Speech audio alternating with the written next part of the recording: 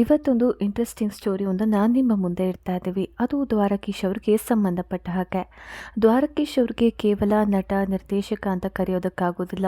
Cinema ರಂಗದ allrounder ಅಂದರೆ ತಪ್ಪಾಗಲ್ಲ. ನಟ ಹೌದು, ನಿರ್ದೇಶಕ ಹೌದು, ನಿರ್ಮಾಪಕ ಹೌದು, ಸಿನಿಮಾ ಡಿಸ್ಟ್ರಿಬ್ಯೂಟ್ ಮಾಡಿದ್ದಾರೆ. ಅತಿ ಹೆಚ್ಚು ಸಿನಿಮಾ ಇಂಡಸ್ಟ್ರಿಯ ಏಳು ಬೀಳಗಳನ್ನು ಕಂಡಂಥವ್ರು ದ್ವಾರಕೀಶ್. ತುಂಬ ಜನಕ್ಕೆ ಅವಕಾಶವನ್ನು ಕಲ್ಪಿಸಿ ಬೆಳೆಸಿದವರು. ಸಿಕ್ಕಾಪಟ್ಟೆ ಲಾಸ್ ಆಗಿ ಮನೆಯನ್ನು ಮಾರ್ಕೊಂಡು ಏನೂ ಇಲ್ಲದ ಸ್ಥಿತಿಗೆ ಬಂದಂಥವ್ರು ದ್ವಾರಕೀಶ್. ಮತ್ತೆ ಲಾಭ ಕಂಡು ತುಂಬ ಎತ್ತರಕ್ಕೆ ಬೆಳೆದವರು ದ್ವಾರಕೀಶ್. ಅದೇ ರೀತಿ ಇವರ ಸುತ್ತ ಒಂದಷ್ಟು ವಿವಾದಗಳು ಸುತ್ತುತ್ತಲೇ ಇತ್ತು.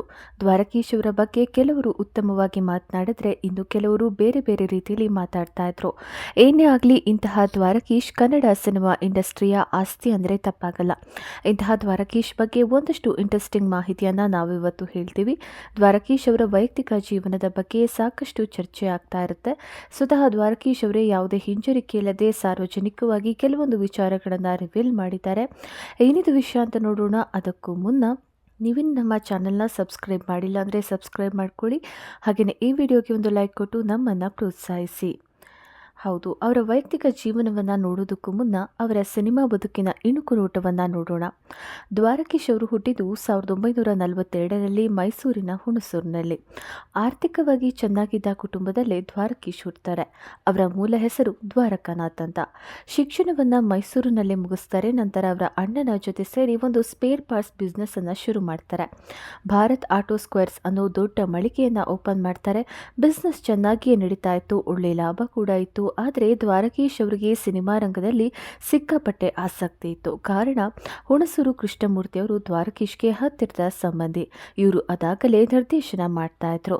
ದ್ವಾರಕೀಶ್ ಅವರಿಗೆ ಸಿನಿ ರಂಗದ ಮೇಲೆ ವಿಪರೀತವಾದ ಸೆಳೆತ ಇತ್ತು.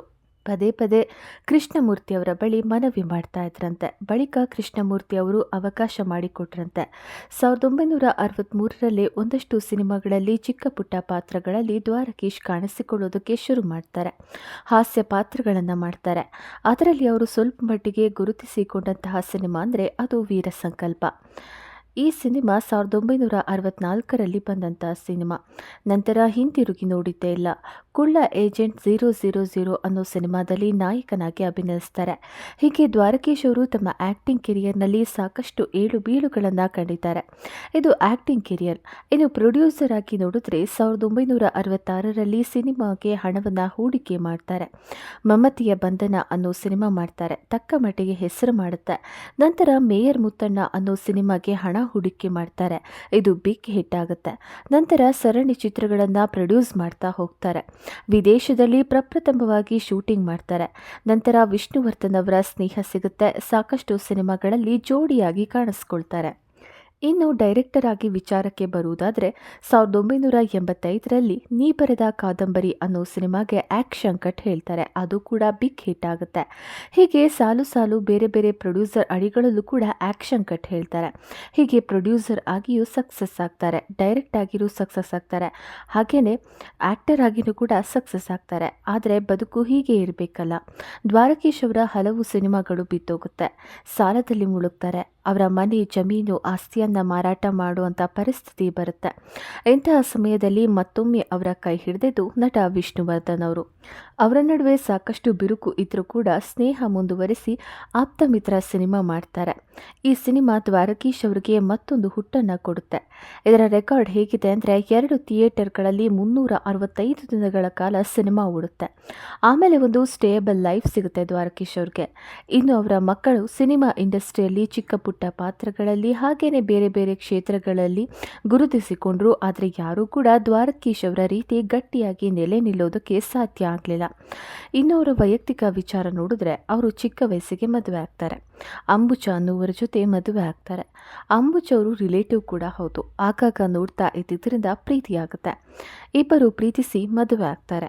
ಅದೆಷ್ಟೋ ಜನ ಹೇಳ್ತಾರೆ ದ್ವಾರಕೀಶ್ ಅವರು ಗಟ್ಟಿಯಾಗಿ ನೆಲೆ ನಿಲ್ಲೋದಕ್ಕೆ ಅಂಬುಜ ಅವರೇ ಕಾರಣ ಅಂತೇಳಿ. ಅಷ್ಟೊಂದು ಮಮತೆ ಉಳ್ಳ ಹೆಣ್ಣಾಗಿದ್ರು ಅಂಬುಜ. ತುಂಬಾ ಸಪೋರ್ಟಿವ್ ಆಗಿದ್ರು ದ್ವಾರಕೀಶ್ ಅವ್ರಿಗೆ. ಇವರಿಗೆ 5 ಜನ ಮಕ್ಕಳು. ಇನ್ನು ದ್ವಾರಕೀಶ್ ಅವರು ವಿವಾದಕ್ಕೆ ಒಳಗಾಗಿದ್ದು ತಮ್ಮ 2ನೇ ಮದುವೆ ವಿಚಾರಕ್ಕೆ ಸಂಬಂಧಪಟ್ಟ ಹಾಗೆ. ಇದನ್ನು ಸ್ವತಃ ದ್ವಾರಕೀಶ್ ಅವರೇ ಹೇಳಿಕೊಂಡಿದ್ದಾರೆ. ಒಮ್ಮೆ ದ್ವಾರಕೀಶ್ ಅವರು ಆಫೀಸ್ನಲ್ಲಿ ಇರೋ ಸಂದರ್ಭದಲ್ಲಿ ಇಬ್ಬರು ಹುಡುಗಿಯರು ಬರ್ತಾರಂತೆ. ಶೈಲಜಾ ಹಾಗೂ ಗುಡ್ಡಿ ಅನ್ನೋ ಇಬ್ಬರು ಹುಡುಗಿಯರು. ಗುಡ್ಡಿಗೆ ಸಿನಿಮಾದಲ್ಲಿ ಅವಕಾಶ ಕೊಡಿ ಅಂತ ಶೈಲಜಾ ಅವರು ದ್ವಾರಕೀಶ್ ಅವರ ಬಳಿ ಕೇಳಿಕೊಳ್ತಾರಂತೆ. ದ್ವಾರಕೀಶ್ ಅವರು ಕೂಡ ತುಂಬ ಚೆನ್ನಾಗಿ ಅವರನ್ನ ಟ್ರೀಟ್ ಮಾಡ್ತಾರೆ. ಆವಾಗ ಶೈಲಜಾ ಅವರಲ್ಲಿದ್ದ ಆಕ್ಟಿವ್ನೆಸ್, ಸೌಂದರ್ಯ ದ್ವಾರಕೀಶ್ ಅವರನ್ನ ಸೆಳೆಯುತ್ತೆ. ಆಗ ಗಮನಿಸಬೇಕಾಗಿತ್ತು ಏನಂದರೆ, ದ್ವಾರಕೀಶ್ ಅವರಿಗೆ ಆ ಸಮಯದಲ್ಲಿ 51 ವರ್ಷ ವಯಸ್ಸಾಗಿತ್ತು. 5 ಜನ ಮಕ್ಕಳಿರ್ತಾರೆ. ಅದರಲ್ಲಿ ಕೆಲವರಿಗೆ ಮದುವೆನೂ ಕೂಡ ಆಗಿರುತ್ತೆ. ಶೈಲಜಾ ಅವರು ಸ್ಟೇಟ್ ಬ್ಯಾಂಕ್ ಆಫ್ ಮೈಸೂರಿನಲ್ಲಿ ಕೆಲಸ ಮಾಡ್ತಾ ಇರ್ತಾರೆ. ಉನ್ನತ ಹುದ್ದೆಯಲ್ಲೂ ಇರ್ತಾರೆ. ಅದೇ ಬ್ಯಾಂಕ್ನಲ್ಲಿ ಇನ್ನೊಬ್ಬರು ಕೆಲಸ ಮಾಡ್ತಾ ಇರ್ತಾರೆ. ಅವರು ಸಿನಿಮಾ ಇಂಡಸ್ಟ್ರಿಯಲ್ಲಿ ಗುರುತಿಸಿಕೊಂಡಂಥವ್ರು ಆಗಿರ್ತಾರೆ. ಅವರು ದ್ವಾರಕೀಶ್ ಅವ್ರಿಗೆ ತೀರಾ ಆತ್ಮೀಯರಾಗಿರ್ತಾರೆ. ದ್ವಾರಕೀಶ್ ಅವರು ಹಾಗೆಯೇ ಇವರು ಏನಿರ್ತಾರೆ ಸ್ನೇಹಿತರು, ಇವರು ಆಗಾಗ ಶೈಲಜಾ ಅವರ ಮನೆಗೆ ಹೋಗಿ ಬರ್ತಾ ಇರ್ತಾರಂತೆ. ಆಗ ಒಂದು ದಿನ ದ್ವಾರಕೀಶ್ ಅವರು ಹೋಗಿ ಹೇಳ್ತಾರಂತೆ, ನನಗೆ ನಿಮ್ಮ ಮೇಲೆ ಪ್ರೀತಿ ಆಗಿದೆ, ನನ್ನ ಮದುವೆ ಆಗ್ತೀರಾ ಅಂತ ಶೈಲಜಾ ಅವರನ್ನು ದ್ವಾರಕೀಶ್ ಅವರು ಕೇಳ್ತಾರೆ. ಶೈಲಜಾ ಅವರ ಒಂದು ವಯಸ್ಸನ್ನು ದ್ವಾರಕೀಶ್ ಅವ್ರಿಗೆ ಹೋಲಿಸ್ಕೊಂಡ್ರೆ ಬಹಳ ಚಿಕ್ಕ ವಯಸ್ಸು. ಆದರೆ ಯೋಚನೆ ಮಾಡಿಬಿಟ್ಟು ಶೈಲಜಾ ಅವರು ಓಕೆ ಅಂತ ಹೇಳ್ತಾರಂತೆ. ಕಾರಣ, ಶೈಲಜಾ ಅವರಿಗೆ ಸಿನಿಮಾ ಅಂದರೆ ಒಂದು ಸೆಳೆತಾ ಇರುತ್ತೆ, ಸಿನಿಮಾದವರು ಅಂದರೆ ಒಂದು ಸೆಳೆತಾ ಇರುತ್ತೆ. ಅದು ಅಲ್ಲದೆ ಇವರಿಬ್ಬರ ನಡುವೆ ಅದಾಗಲೇ ತುಂಬ ಆತ್ಮೀಯತೆ ಕೂಡ ಬೆಳೆದಿರುತ್ತೆ. ಇದನ್ನೆಲ್ಲ ಸ್ವತಃ ದ್ವಾರಕೀಶ್ ಅವರೇ ಕೆಲವು ಕಡೆ ಹೇಳ್ಕೊಂಡಿದ್ದಾರೆ. ಈಗಾಗಲೇ ದ್ವಾರಕೀಶ್ ಅವರಿಗೆ ಅಂಬುಜಾ ಅನ್ನೋವರ ಜೊತೆ ಮದುವೆ ಆಗಿದೆಯಲ್ಲ, ಅವರನ್ನು ಕೂಡ ತುಂಬ ಪ್ರೀತಿಸ್ತಾ ಇರ್ತಾರೆ. 5 ಜನ ಮಕ್ಕಳಿರ್ತಾರೆ. 51 ವರ್ಷ ವಯಸ್ಸಾಗಿತ್ತು.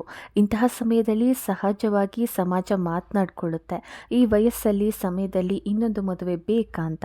ಇದು ದ್ವಾರಕೀಶ್ ಅವರಿಗೆ ತೀರ ಕಸವಿಸಿ ಉಂಟು ಮಾಡುತ್ತೆ. ಹೇಗೆ ಅಂಬುಜಾ ಅವರನ್ನು ಒಪ್ಪಿಸೋದು, ಸಮಾಜಕ್ಕೆ ಏನು ಹೇಳೋದು ಅಂತ.